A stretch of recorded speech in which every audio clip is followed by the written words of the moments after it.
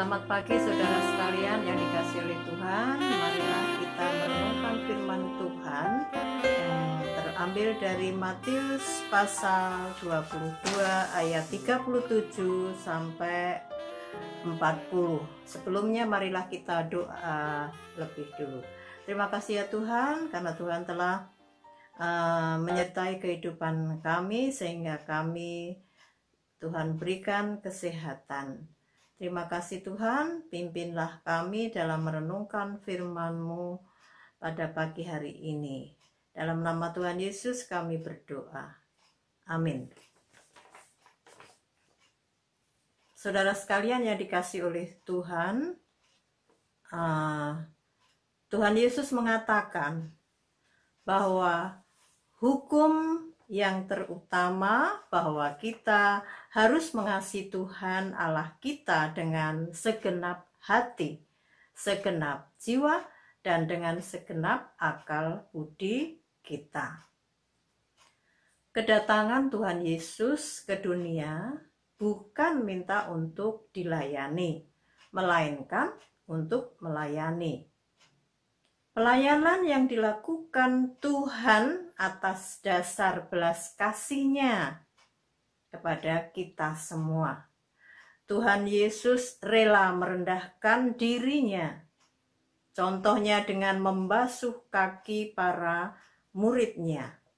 Kaki yang dianggap bagian yang paling kotor, bagian paling bawah tempatnya dari anggota tubuh kita, Tuhan sudi atau mau melakukannya untuk mencucinya.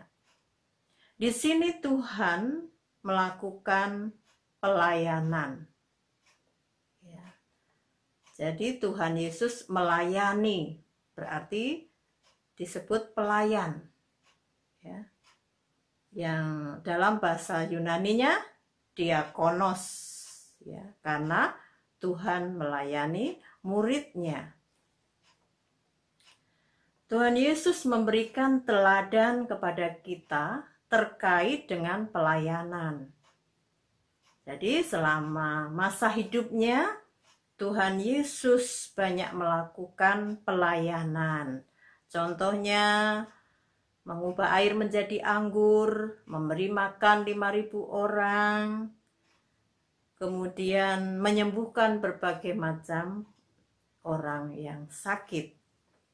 Dalam Lukas pasal 17 ayat 7 sampai 10, di situ ada kisah antara tuan dengan hamba. Seorang hamba harus melakukan apa yang diminta oleh tuannya dengan baik, dan sebagai seorang tuan, apakah sudah mengucapkan terima kasih kepada hamba yang melakukannya itu?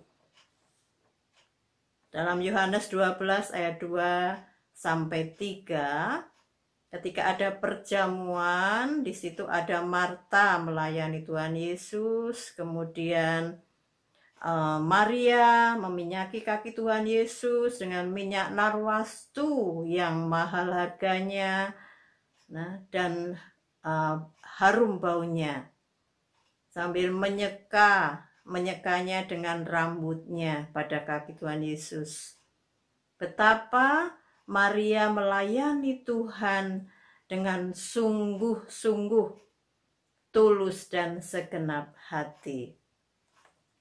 Jadi kita harus mau melayani Tuhan dengan segenap hidup kita, karena Tuhan telah lebih dahulu mengasihi kita dan memberikan hidupnya kepada kita.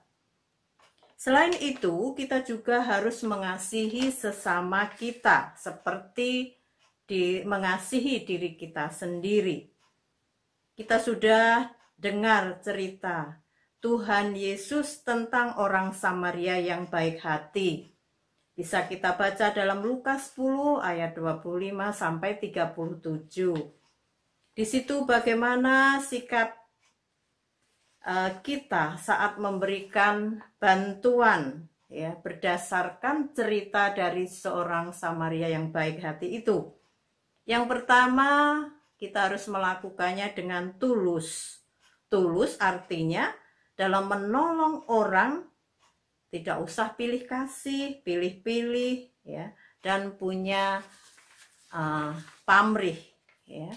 Dan yang kedua, kita harus melakukannya dengan sepenuh hati kita. Orang Samaria punya rasa belas kasih. Ia rela menolong orang yang tergeletak, habis dirampok. Ia menunda perjalanannya demi merawat luka si korban dan membawanya ke tempat penginapan. Bahkan ia memberikan biaya penginapannya dan berjanji akan kembali untuk membayar biaya yang belum dikeluarkan. Bagaimana dengan kita? Apa yang sudah kita lakukan untuk Tuhan? Karena Tuhan menginginkan kita untuk mengasihi Tuhan dengan segenap hati, jiwa, dan akal budi kita. Sudahkah kita melakukannya? Marilah kita saling mengasihi dengan tulus, ikhlas, ya, seperti Tuhan Yesus yang sudah mencontohkan pada kita. Tuhan Yesus memberkati. Amin.